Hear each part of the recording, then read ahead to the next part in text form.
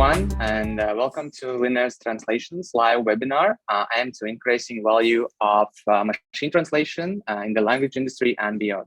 My name is Eric Bankers, and I'm a business development manager of Linear's Translations, and which is one of the leading language solutions providers in the Baltics.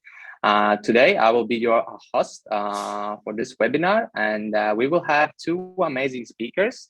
Viveta Gene, a translation and localization industry specialist, who will deep dive into the best practices of efficient machine translation and post-editing, and Tess Whitty, a translation and localization expert who is specializes in digital marketing and localization of software as a service companies. And here, like for a long time already, at Linear's Translations, we are keeping up with the industry trends and trying to innovate to add more value to our partners and customers.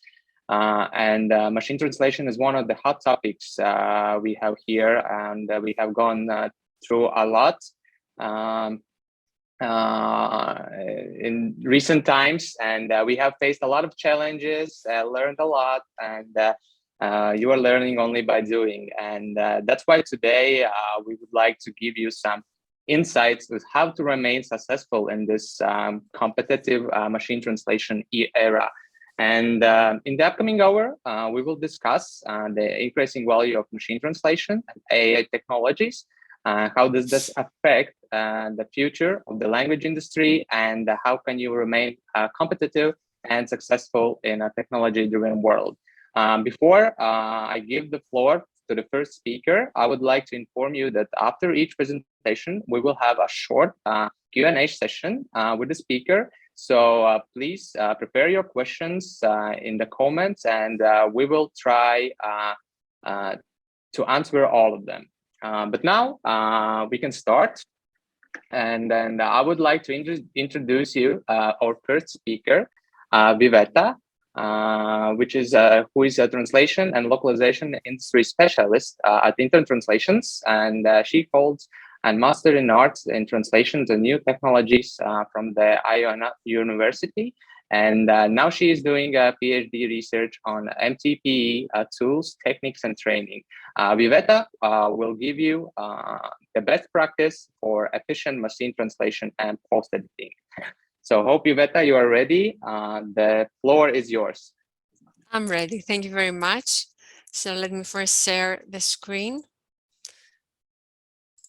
Okay.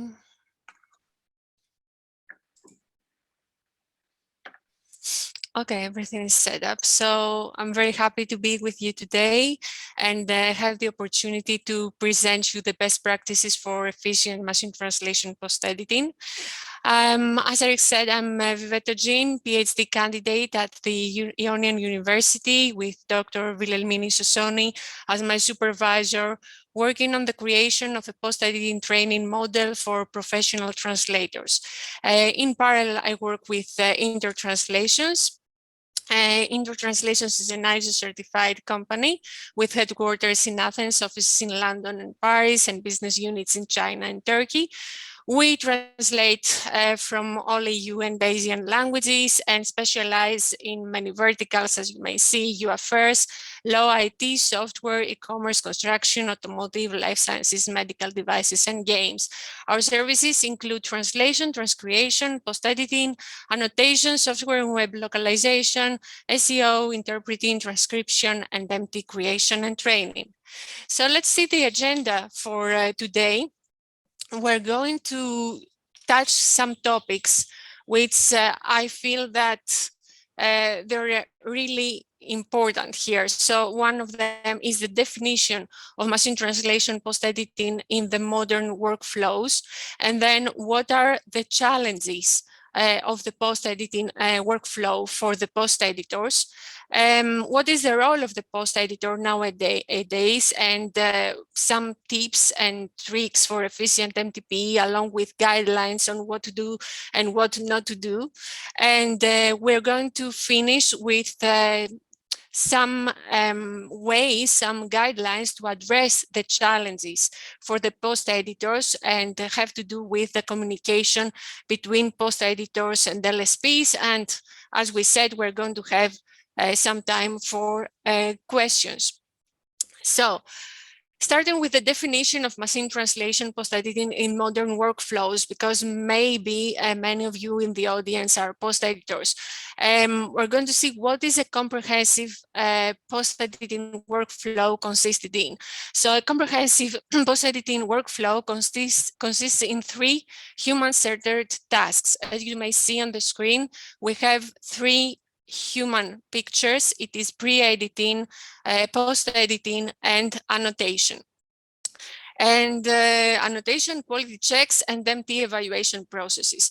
So it should be noted that not all translation projects are good candidates for a comprehensive 3-step post-editing workflow, as per O'Brien. As this depends on the language combination, the specialization field, the use case scenario, the nature, the volume, the budget, the deadline, and the most important, a collaborative post-editing protocol established between LSPs and the client.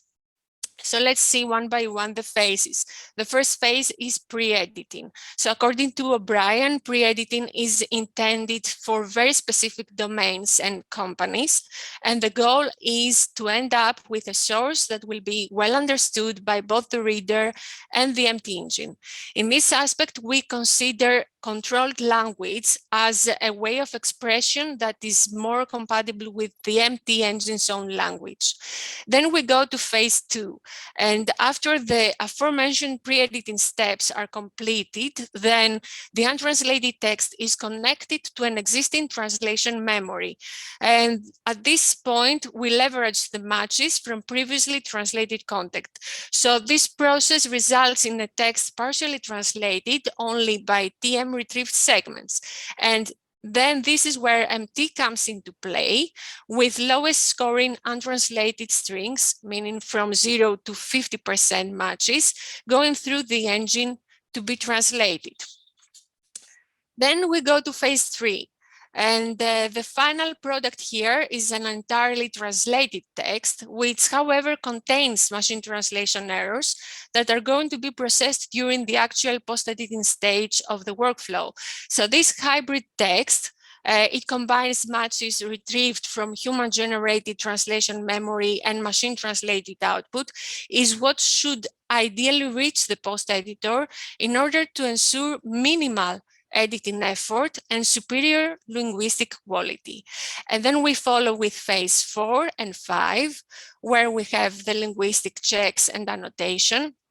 And this is where the post-editing workflow is finalized with performing the QA checks for the project in order to determine whether the desired quality level has been attained, followed by MT evaluation processes and the error annotation. To comment here that not all the phases of this post-editing workflow are followed by LSPs. There are some LSPs, even maybe the bigger ones, following the full set of this workflow. Normally, we stick to phase 3 and 4, where we have the post-editing human task and the quality checks. So now let's see what are the definitions of the human-centered tasks. We said that the human-centered tasks are pre-editing, post-editing, quality checks, MT evaluation, and error annotation. You may read the screen. I'm not going to go that extensively in this part. So pre-editing is pre-processing of the source text using a set of stylistic guidelines or rules to improve the raw output quality, reducing the machine translation post-editing effort, and increasing the productivity. So we use a sort of controlled language in order to minimize the machine translation post-editing effort and try to teach the engine how to understand better the language of the post-editor. Then we have post-editing. Post-editing is to edit, modify, and/or correct pre-translated text that has been processed by an empty system from a source language into a target language. This is the main human-centered task. It needs clear understanding of the errors produced by the MT engine. And the key here is how errors are handled by the linguists, which is actually what has to do with the training of the linguists. And we have a triple goal: increase productivity, reduce effort, which may be cognitive, technical, or temporal, and at the same time maintain the quality. Now, there is a big discussion here about what we expect to be the quality of the post-edited text. And normally in the industry, we say, to cover all aspects, that quality has to be what the quality agreed with the customer is. So it is customer-centric. It could be a customer-centric definition of post-editing in our industry. And then we have the quality checks, MT evaluation, error annotation, and the machine translation evaluation provides quality data for the MT system used, identifies edit patterns, and determines whether the engine is appropriate for a specific type of content. The more important thing here is the error annotation, meaning the classification and analysis of errors using reporting systems and tools. And this shows us how important is the linguist feedback in this process. And of course, everything in these processes, in these human-centered tasks, reveals the importance of the training. So let's go and see a little bit the challenges of the post-editing workflow. In 2020, I had a webinar for Gala, and one of the questions in a survey we prepared was, what are the post-editor's challenges on a scale from 1 to 5? So you may see that we had different options like lack of post-editing skills and competencies, lack of training opportunities in the post-editing process, lack of transparent compensation strategy, ambiguity of post-editing tasks, and ambiguity of metrics used by LSPs to calculate speed and evaluate quality. So you see here that even if productivity increases while quality is maintained, actual experience shows that post-editing is a tiring task for translators. And this is based on Gerberov research in 2018, which pushes boundaries and has no clear boundaries as a service, which is actually the main challenge. So in the context of this survey, SLV's responses, meaning post-editors' responses, validate the feedback we also had from LSPs, from language service providers, prioritizing the lack of training, the lack of post-editing skills, with most important being the ambiguity of post-editing task guidelines, which actually highlights the importance of the mutual collaboration between LSPs and post-editors in terms of training. So now you can see how we summarize right now the challenges of the post-editing workflow for the post-editors and of the post-editing in general.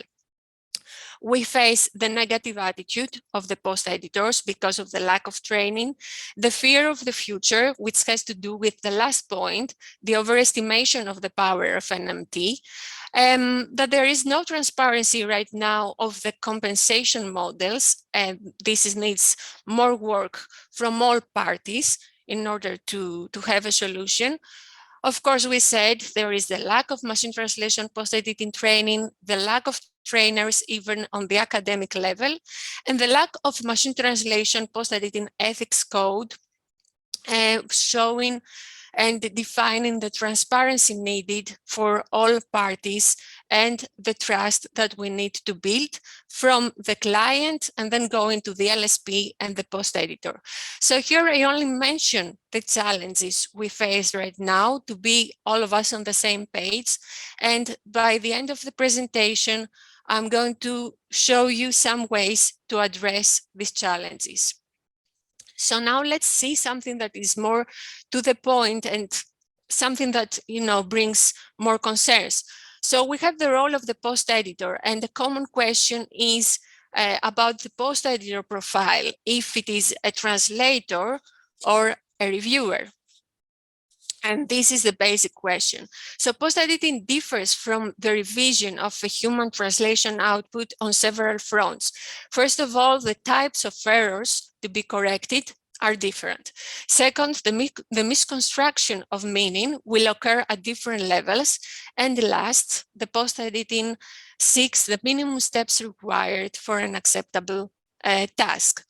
In order to decide on whether to translate or post-edit, the following parameters should be considered. What is the type of text?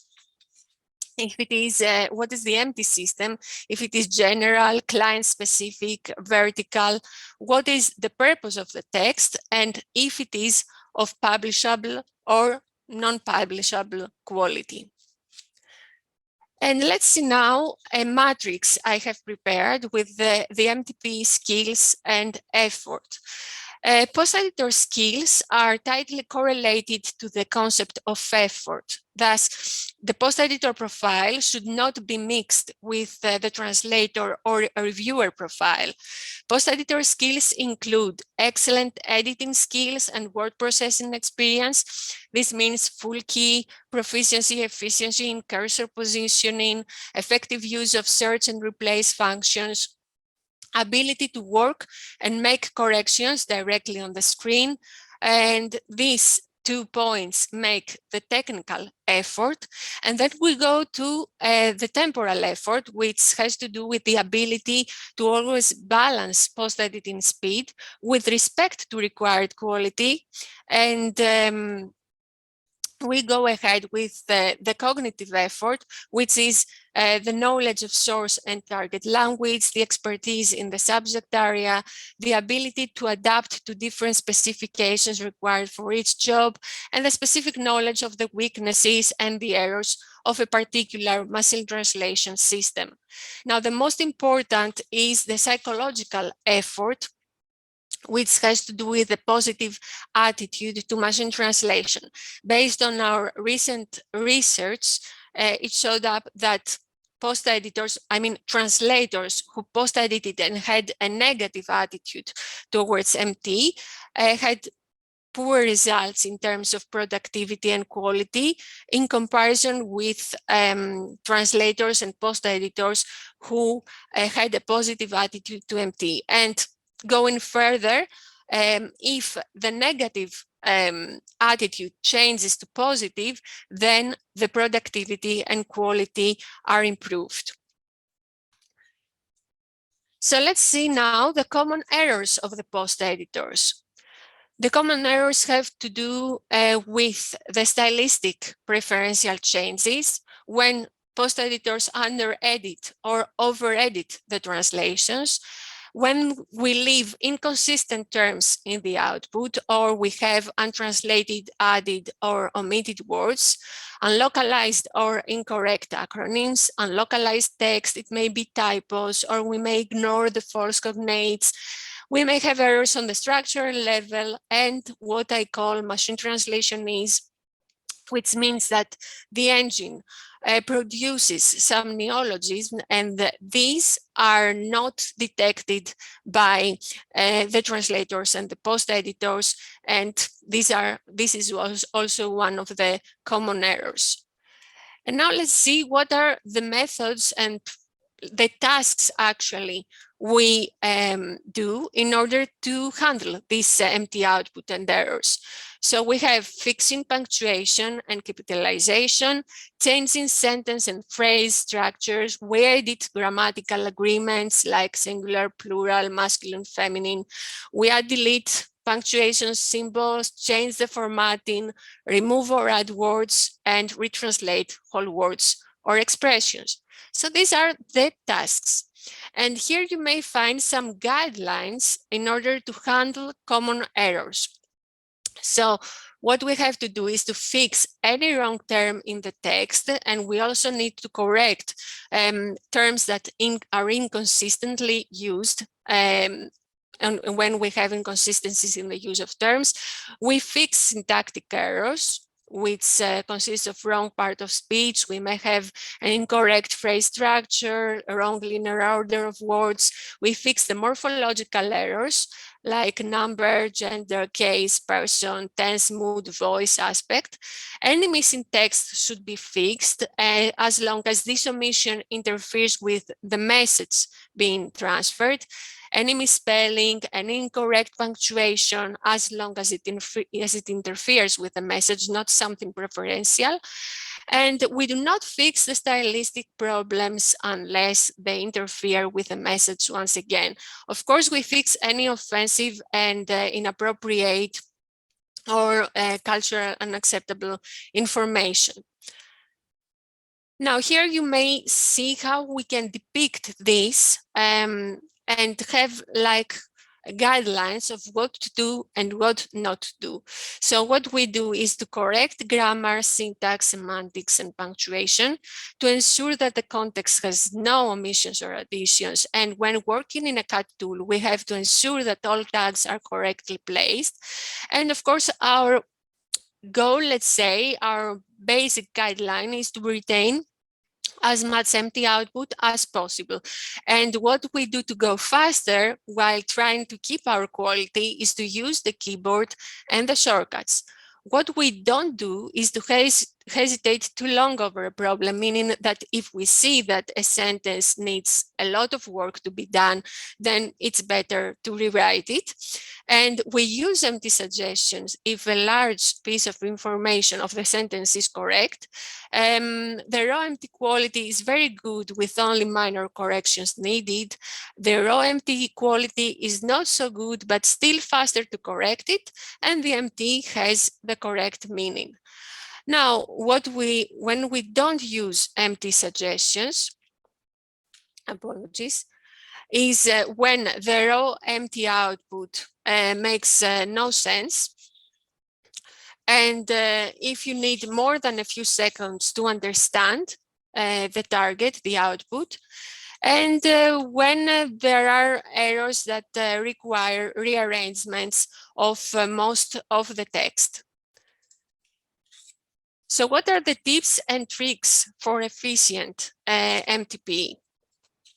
We need to learn the basic shortcuts of the CAT tool and the word processor to go faster. So there is a lot of technical effort while using the mouse or not knowing the shortcuts. And this is a basic. And this is not something that I just say. It's because we had this research during the MEMSers workshop, and we proved that working this way with these guidelines indeed make post editors faster. So you use your keyboard as much as you can. Use the mouse only if an action cannot be performed using the keyboard. And it's really useful to use or learn blind typing, even if in our research it did not show up to make a big difference. Then to summarize, we have 3 steps: find and replace, to massively change every change made to the rest of the document. It can be like a word style pattern, terminology, number, acronym, punctuation, double spaces, and capitalization. And this find and replace feature really saves time. To use the shortcuts to change the formatting, edit the text, and to use the keyboard to move within a segment or add and delete output. And what is the translation process of a post editor? Well, there are many working patterns and reading writing patterns based on the style of its linguist. We can read the source, read the target, then start post editing, or we can read the target, read the source, then start post editing, or read the target, read the source, and start post editing in parallel. And in this slide, we depict the process. And you can see how is linearly going. Read the empty output, compare with source text. We assess the quality of each segment based on instructions, decide on appropriate translations, manipulate text to improve or retranslate. So Post editors also have to switch often between language 1 reading and language 2 reading. And the comprehension clearly varies based on the source text characteristics, as well as on the post editor's language skills and topic knowledge.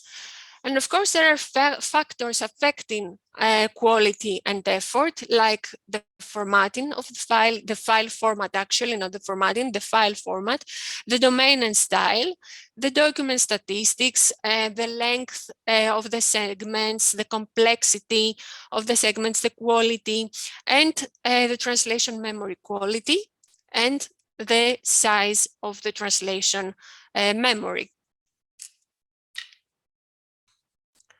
So how can we make the most out of the CAT tool features? It is very important to take into account that we don't translate like out of a CAT tool, but we work in a CAT tool environment, which has many features, and we should also take into account the ergonomics and how can these features help us to go faster and maintain our quality. So let's take an example. A machine translation system will output the same error whenever it is given the same input, assuming all other conditions are also the same. If the empty output is used and other than for existing, the post editor needs to correct these recurring errors on a regular basis. This proves to be a time-consuming task and significantly reduces the productivity of the post editor and increase the cost of translation. So CAT tool features and translation memory integration can help to speed up this process. The findings suggest that machine translation is definitively suitable to be integrated into a translation memory. And the second thing, even a slightly better empty output integrated into a translation environment can improve the translation performance. Third point, post-editing indicators should consider, if possible, also the personal performance of each translator. So translation memory as a feature is still valued higher than machine translation, with 70% of translators believing it to increase throughput and preserve consistency, while 40% think machine translation usage is problematic due to the amount of errors. This is what I can share based on the research of Murkens and O'Brien in 2017. So translator can boost throughput from 2,000 to 4,000 or 8,000 words per day while maintaining a good level of quality if he or she switches to post-editing of machine translated text. A huge increase in productivity after a certain period of adaptation is the reason that post-editing of machine translation is quickly overtaking regular translations. So here are some CAT tool features that help us boost the productivity. You see the filter features, the find and replace features, the shortcuts, as we said, the formatting features, the segmentation features, automation, terminology features, and we can set up terminology management systems to help post editors ensure consistency with translation memories, term bases, and any useful reference documents. And this, of course, should be kept up to date for future projects. Then we have the machine translation quality estimation. This feature can provide quality scores for all empty output, giving editors an indication of how much work is required for each specific segment. And it can help linguists and project managers to identify the segments that they should prioritize for editing. And then, of course, we have the very important feature of the QA, which may be integrated or standalone. And this will help dynamically identify any issues in the original output that were overlooked or new errors that were introduced during the post-editing step. So here what we have to do is to reinvent actually machine translation post-editing in the CAT tool interface.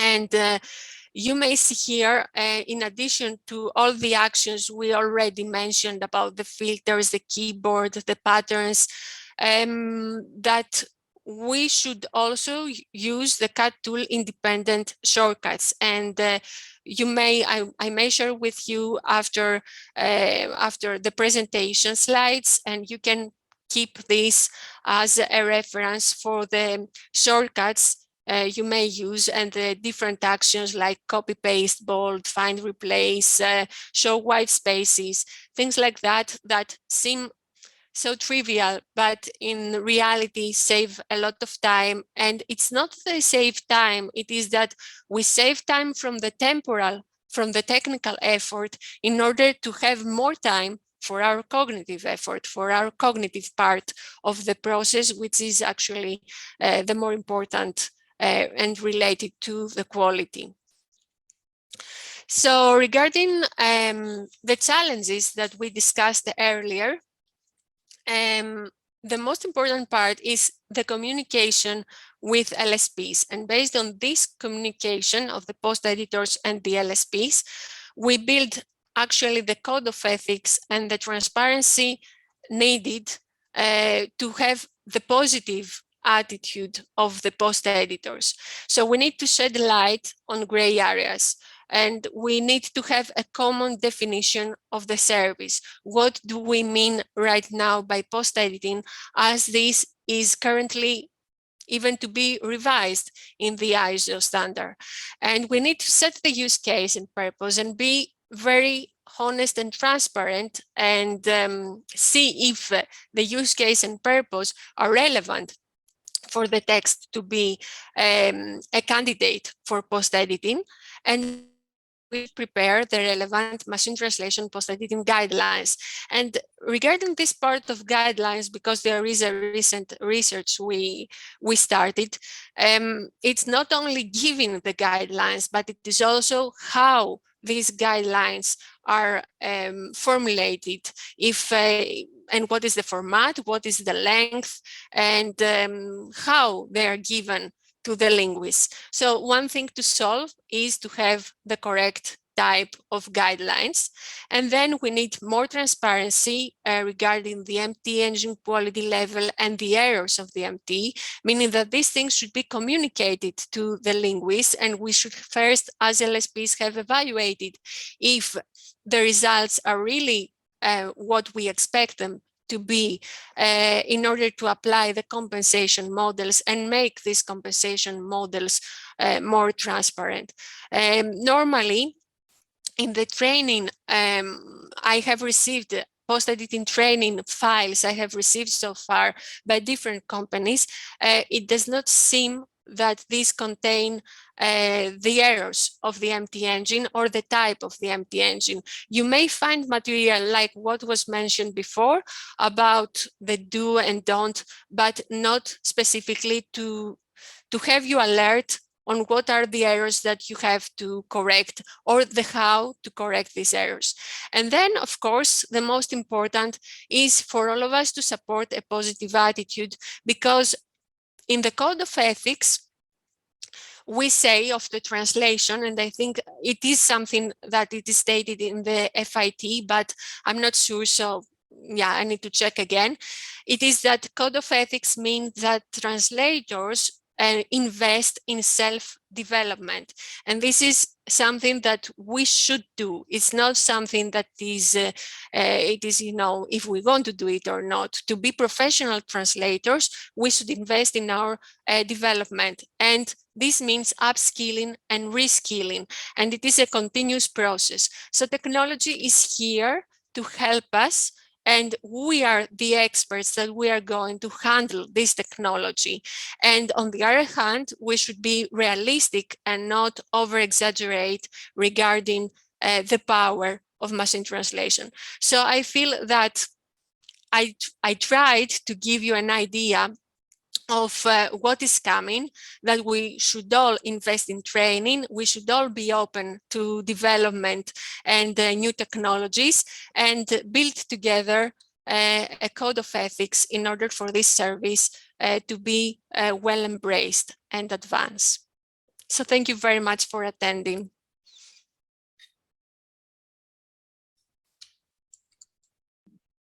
Thank you. Thank you very much, Viveta. This was one insightful presentation, and I really do hope those you were mentioned 40%, which are still doubtful about MTPE, you mentioned, are now more encouraged to use it, and do not afraid, as this is not a threat. And now let's do a Q&A session, and then let's check if we have any questions. We do have one question, but that's more related to webinar. And yes, there will be a recording of the webinar, so you will be available to receive it, so no worries. And there are not other questions. Oh no, there is from our other speaker. What do you think should be included in educating translators in post-editing? Okay, so I think this is something we all work on right now, but what is missing? I mean, okay, for professional translators, we need more practice. We need, we have all the theory, but okay, post editors are not really much interested in the theory of machine translation, which is included in more of the training sessions that, you know, are here and there in the industry. So we should focus on something like an interaction training, which means that they would have the possibility to check themselves if they improve, and after having some practice, then possibly to self-evaluate themselves in their language combination, in their language pair, and feeling confident that they use specific guidelines, that these guidelines work, and somehow convince themselves that this training has results. So this is what we miss right now, I think, and that's why there is this topic of negative attitude and around. So if we have the results in front of us after the training, then we're all going to be convinced. And regarding the rest, meaning if it is, of course, translation theory, if it is like decision-making skills exercises or problem solving or anything like that, these are still under research, I think. But it seems that something related to decision-making and problem solving, it should be very relevant to this specific task of post-editing, because it is all translation, but the task is post-editing. Okay, thank you very much, Viveta. I hope we answered your question, Tess. And Tess will be our next speaker. And I would like to shortly introduce Tess, but I will ask Viveta if you could stop sharing your screen. Would be much appreciated. And thank you also, Viveta, for the answer. Thank you very much. Thank you.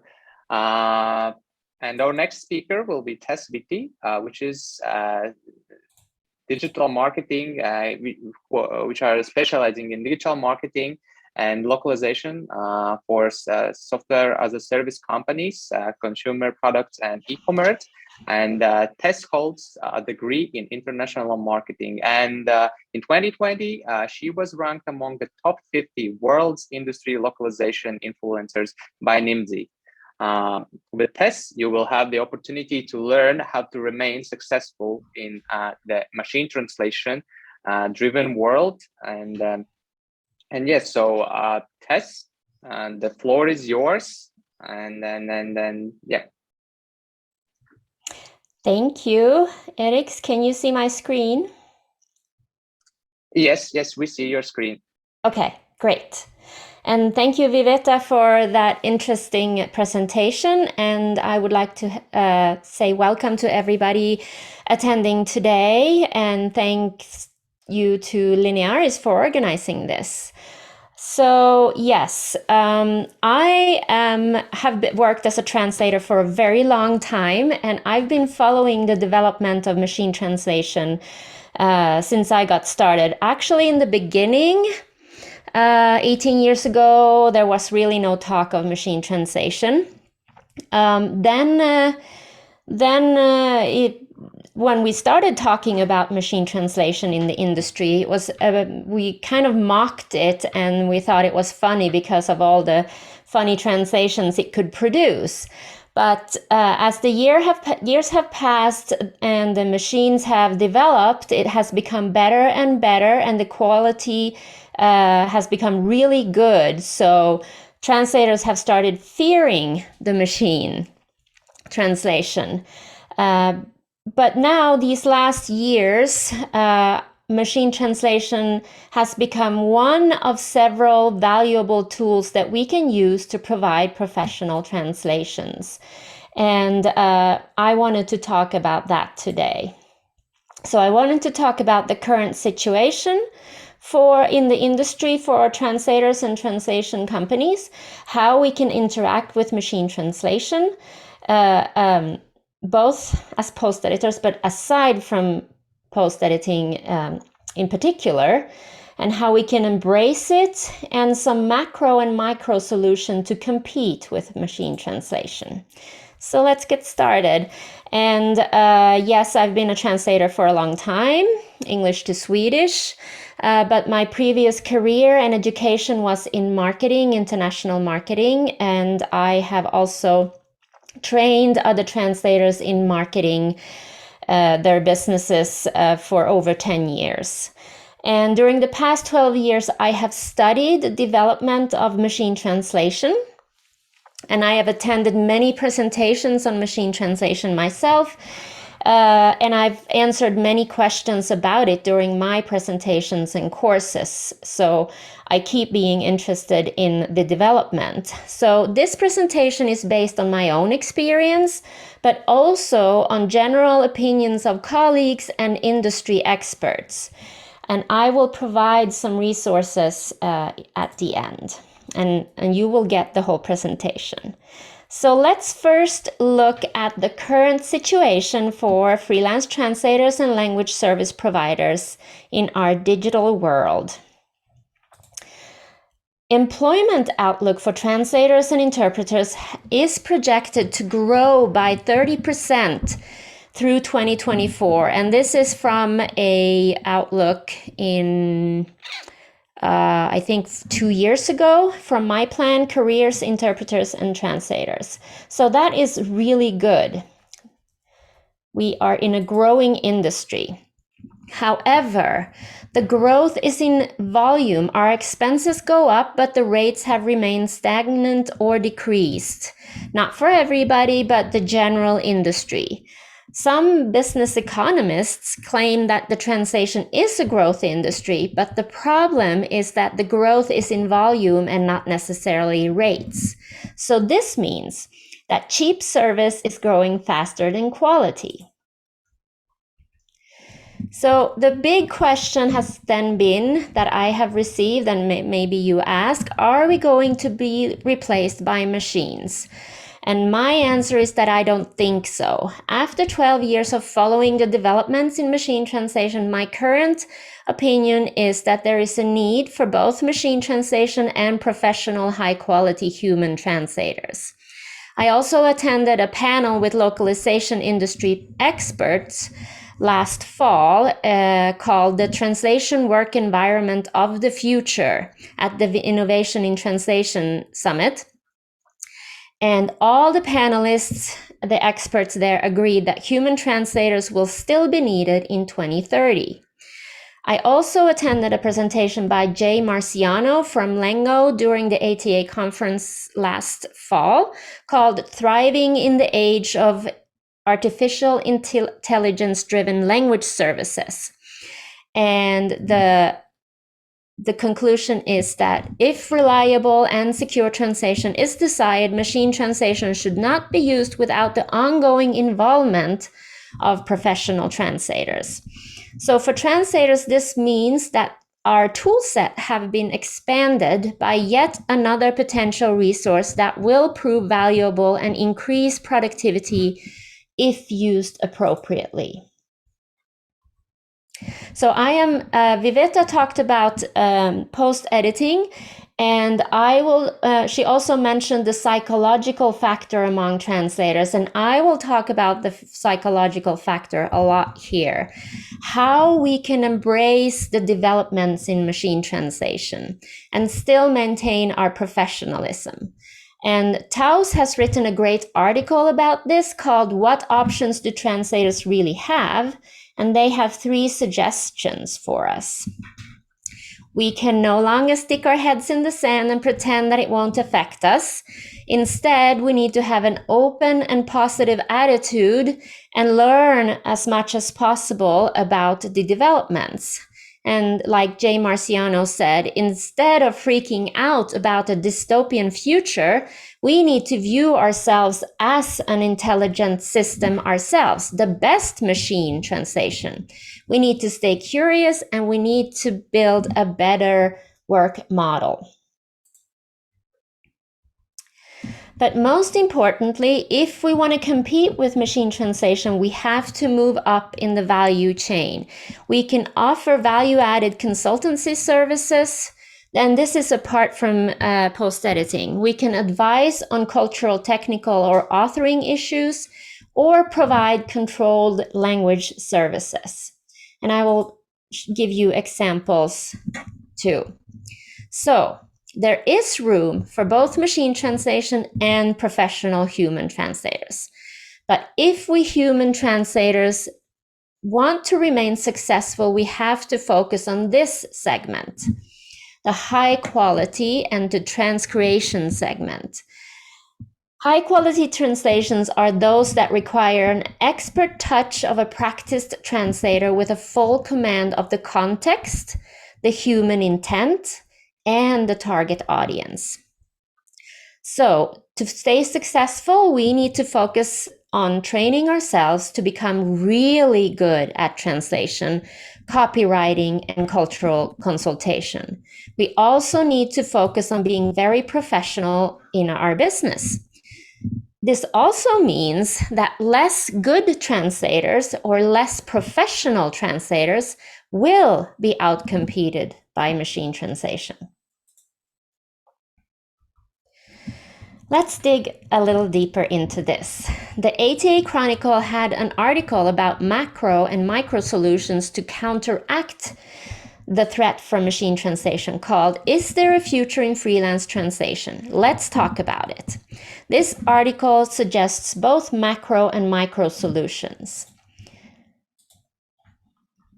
The macro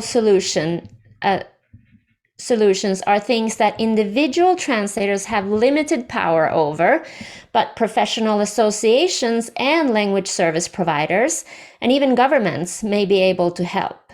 And these include large-scale client education. This is possibly the cornerstone of the change, the one thing that may change consumer perception and revalue the profession in the eyes of the general public. As the treasurer of ATA said, American Translators Association said, "Together we can educate the public to ensure that our consumers value us more like diamonds and less like water." Another thing that plays a big part is language education. If our customers don't know any other languages or how hard it is to communicate correctly in another language, they will also have a hard time understanding the value of high-quality translations. The world is shrinking, but we are still speaking many different languages.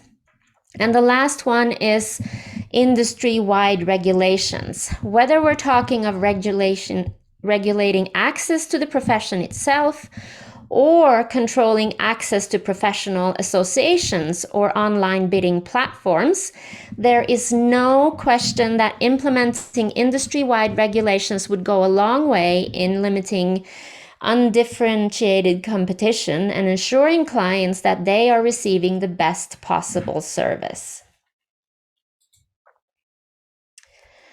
But for individual translators, we need to focus on what we actually can do ourselves, the micro solutions.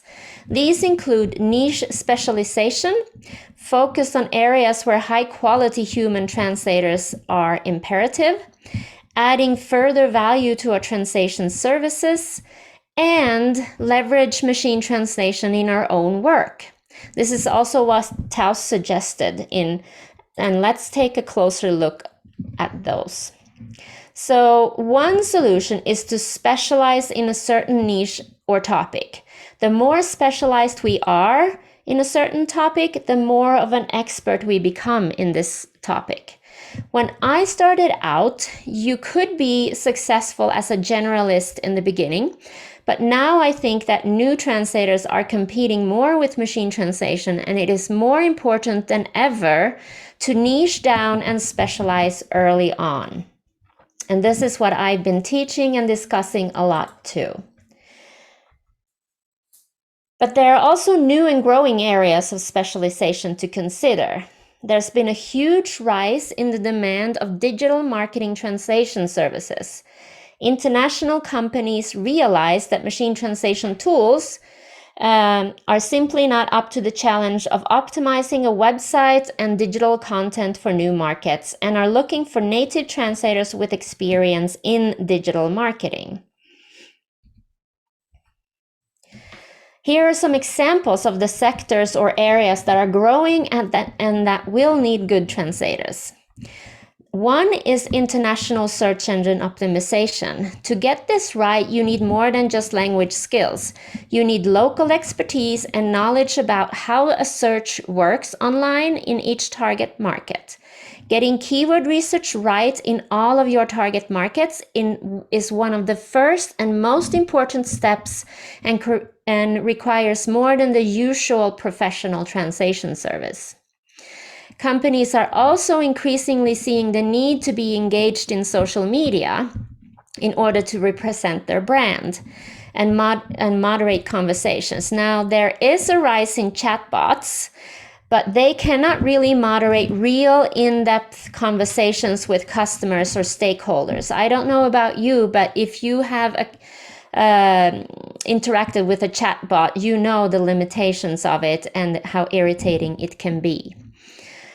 International email marketing also poses some fairly serious challenges for businesses because of language and cultural differences, legal constraints, and different attitudes to technology and privacy.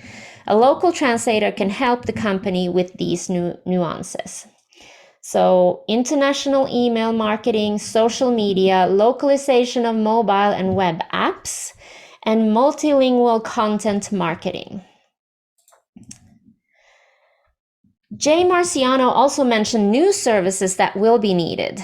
We will need language engineers for linguistic asset development and evaluation of the machines.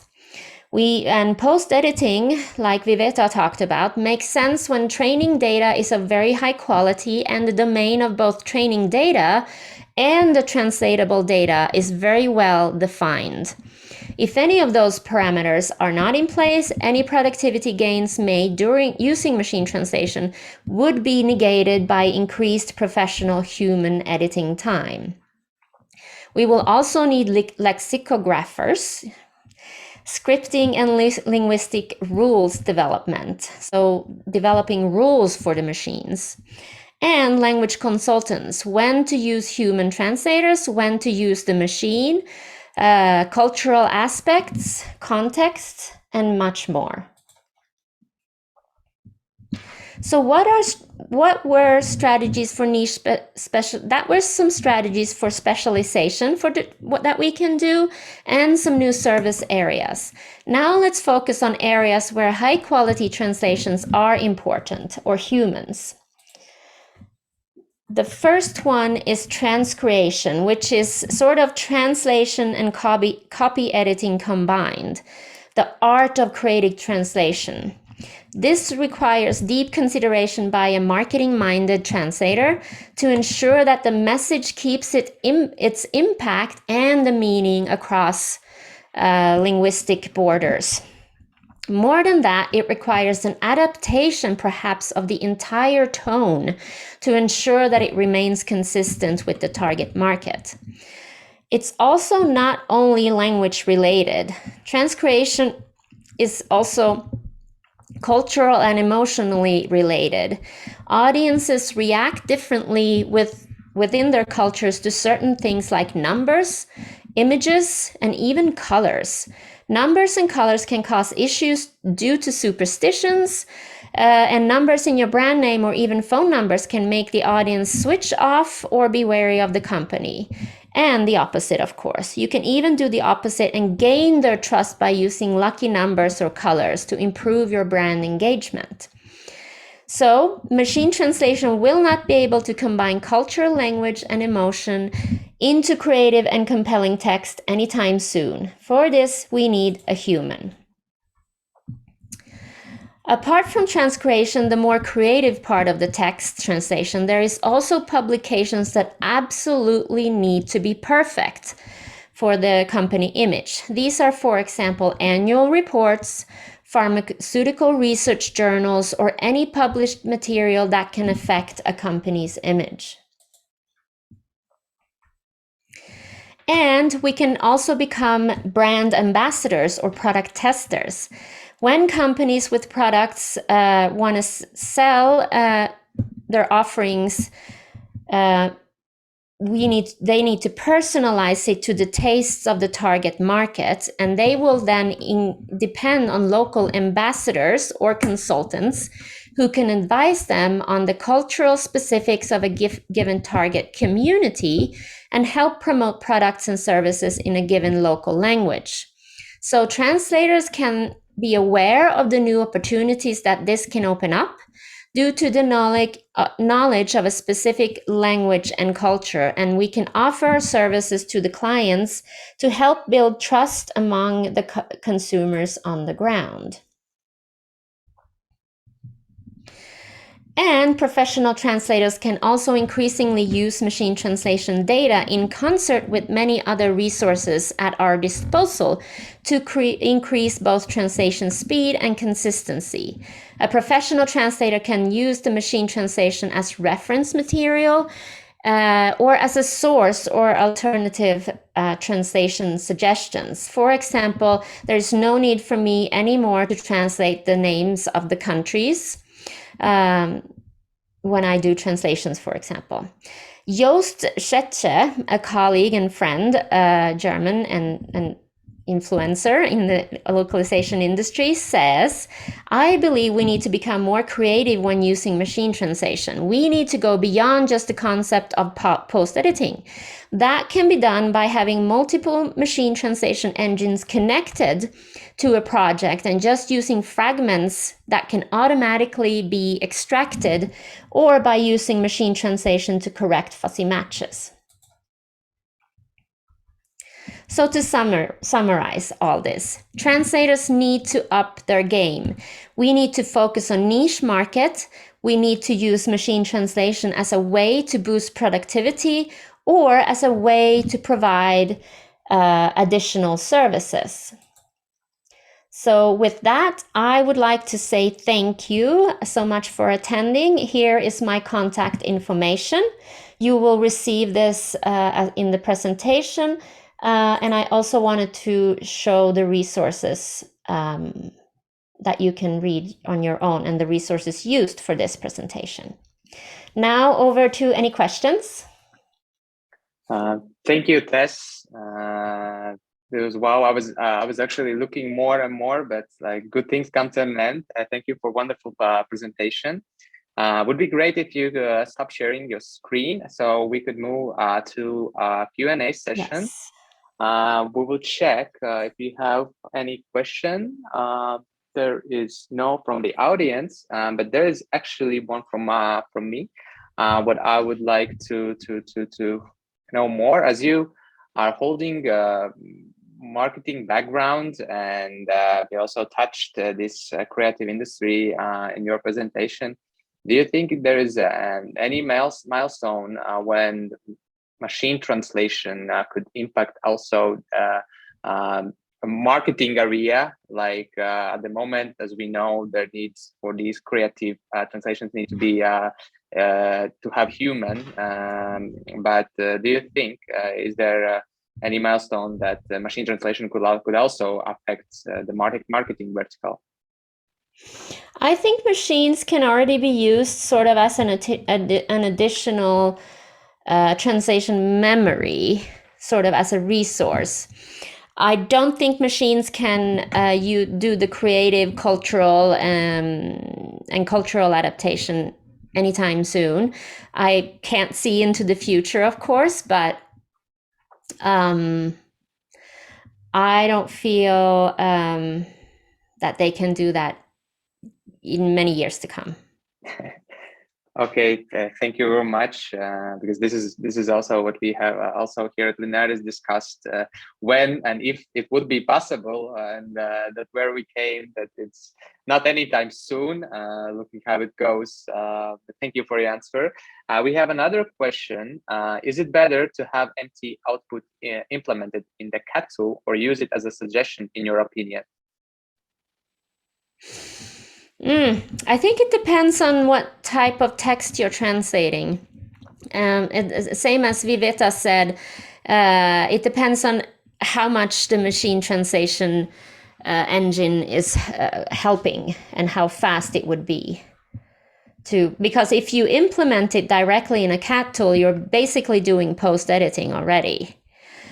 So I think you just have to test out and see how it is, helping if it helps you and how good the quality is. It depends on also the machine the machine translation engine you're using, of course. But yeah, you would have to test it out. It depends on the language and context. Sometimes if you use it, it can actually decrease your quality because you think something sounds right, but it's not quite correct. So this is another thing that translators would have to be educated in when it is good to use it and when it's not good to use it. Does that answer your question? Thank you very much for the answer. I hope we answered the question of Viveta. And okay, and yeah, this is it.